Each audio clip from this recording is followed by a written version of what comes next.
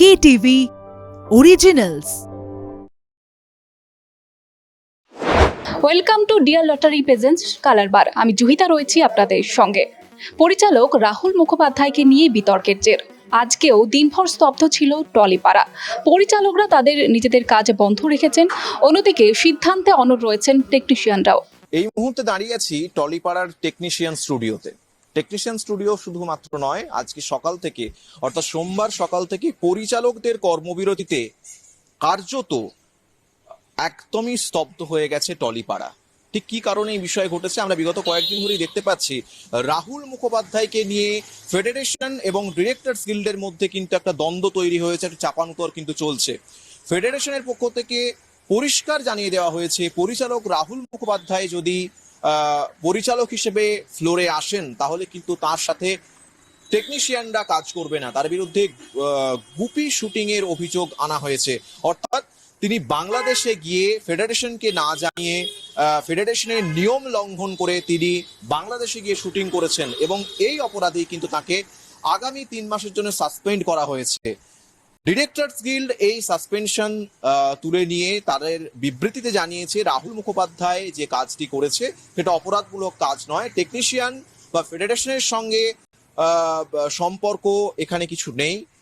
প্রযোজনা সংস্থা যদি চায় টেকনিশিয়ানদের নিয়ে কাজ করতেও পারে, নাও পারে, সেটা সম্পূর্ণভাবে সিদ্ধান্ত নেবে একটা প্রযোজনা সংস্থা। এক্ষেত্রে যেহেতু প্রযোজনা সংস্থা বাংলাদেশের, ফলে তারা কি সিদ্ধান্ত নিয়ে এগোবে সে বিষয়ে কিন্তু পরিষ্কার তাদের সাথেই কথা বলতে হবে। কিন্তু এখানে এই যে অপরাধের কথা বলা হচ্ছে, গুপি শুটিং হয়েছে, রাহুল মুখোপাধ্যায় গুপি শুটিং করেছেন টেকনিশিয়ান এবং ফেডারেশনদেরকে না জানিয়ে, সে বিষয়ে কিন্তু একদমই মানতে ইচ্ছুক নয় গিল্ড। বিগত কয়েকদিন ধরেই সেই নিয়ে চাপান্তর চলছে এবং আজ সকাল থেকে, সোমবার সকাল থেকে কার্যত স্তব্ধ হয়ে গেছে টলিপাড়া। প্রত্যেকটা স্টুডিও, টেকনিশিয়ান স্টুডিও, আমার ভিডিও জার্নালিস্ট দিলীপ দাকে একটু দেখাতে বলবো যে টেকনিশিয়ান স্টুডিওর এই মুহূর্তে চিত্রটা, এই মুহূর্তে কিন্তু একদম শুনশান, কোনো ফ্লোরেই কিন্তু শুটিং চলছে না। একই চিত্র কিন্তু এনটিআর এবং দর্শন স্টুডিওতেও প্রতিটা ফ্লোরেই কিন্তু এই মুহূর্তে শুটিং বন্ধ আছে, পরিচালকরা শুটিং করতে আসেনি। বিকেলের দিকে একটি বৈঠকের সিদ্ধান্ত নেওয়া হয়েছে। সেই বৈঠকে গিল্ডের সদস্যরা উপস্থিত থাকবেন কিনা সে বিষয়ে এখনো পরিষ্কার কোনো বিবৃতি পাওয়া যায়নি, কিন্তু ফেডারেশনের পক্ষ থেকে বিবৃতি দিয়ে জানানো হয়েছে আজ বিকেল 4টের সময় একটি অভ্যন্তরীণ বৈঠক ফেডারেশনের সদস্যদের পক্ষ থেকে হবে। তার ঠিক পরে ফেডারেশনের পক্ষ থেকে সাংবাদিক বৈঠক করে ঠিক কি জানানো যায় সেদিকে আমাদের অবশ্যই চোখ থাকবে। ক্যামেরায় দিলীপ রায়ের সঙ্গে অর্ক চট্টোপাধ্যায়, কলকাতা টিভি। অভিনেতা প্রসেনজিৎ চট্টোপাধ্যায়ের বাড়িতে আজকে পরিচালকদের বৈঠক ছিল এবং সেই বৈঠক থেকে কি উঠে এলো শুনুন। এই অচলাবস্থা থেকে বেরোতে গেলে সমস্ত পক্ষকে এক জায়গায় আসতে হবে। আমরা চাই টেকনিশিয়ানদের যেন একদিনও কাজের ক্ষতি না হয়, কারণ কারা দিন আনে দিন খায়, ফলে তাদের জন্য আমরা কনসার্ন এবং আমরা যারা এখানে জড়ো হয়েছি সকলেই চাইছি যে কাজ শুরু হোক।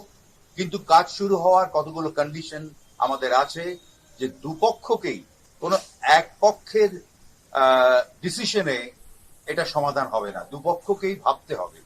এটা মান সম্মানের লড়াই চলছে। একটা পরিবারে যদি আমরা সবাই একসাথে বিলং করি, ও মান সম্মান, মান অভিমান এগুলো সবই থাকবে, তার জন্য তো পরিবারটা ভেঙে যায় না। আমি বারবার একটাই কথা বলছি, যেখানে যেখানে আমাদের ডিফিকাল্ট এরিয়া, প্রডিউসাররা, টেলিভিশন প্রডিউসার, ওটিটি, কিছুদিন আগে আপনারা দেখেছেন একটা কথা যেটা নিয়ে আমি আমরা আলোচনা করছিলাম, যে আমরা চাই গ্রোথ। এই জায়গাটাই I think we should set নিজেদের মধ্যে, কাজের মতন চলুক। যে জায়গাগুলো আমাদের সমস্যা হচ্ছে ওখানে অ্যাড্রেস করা দরকার, সেগুলো দরকার হবে রিজিড না। আমরা নিশ্চয়ই চাইছি যে কাল থেকে যাতে শুটিং শুরু হোক এবং কাল থেকে যাতে এই অচলাবস্থার অবসান হোক। আমরা শুনেছি যে আমাদের টেকনিশিয়ান ভাইরা তারা এক জায়গায় মিলিত হচ্ছেন এবং তারা তাদের সিদ্ধান্ত তারা তৈরি করবেন এবং জানাবেন। আমার বিনীত অনুরোধ, আমাদের পরিচালক যারা আছেন, আমাদের যারা সবাই মিলে আমরা এক জায়গায় এসে এইটাই আপনাদের কাছে অনুরোধ করব, টেকনিশিয়ান ভাইদের কাছে এবং যারা আছেন তারা একটা কথা মাথায় রাখবেন, ডিরেক্টররাও, পরিচালকরাও কিন্তু টেকনিশিয়ান। আমিও হাত জোর করে বলছি যে আপনারা বিবেচনা করুন এবং আপনারা ভাবুন যে কালকে থেকে কি করে কাজ ভালোবাসার মানুষ। আপনারা সবাই প্রত্যেকে আমাদের খুব, আপনারা ছাড়া আমরা ফ্লোরে গিয়ে কিছু করতে পারবো না, আর আমরা ছাড়া আপনারা ফ্লোরে গিয়ে কিছু করতে পারবেন না। সো আমি সবার কাছে অনুরোধ করব যে ইগো ছেড়ে দিন, আমাদের যদি ইগো থাকে আমরা ছেড়ে দিই, আপনাদের ইগো আপনারা ছেড়ে দিন। আর এই অচলাবস্থা কাটাতে ফেডারেশনের তরফ থেকেও কিন্তু বৈঠকের ডাক দেওয়া হয় এবং এই বৈঠক থেকে কি সিদ্ধান্ত নেওয়া হয়েছে শুনুন।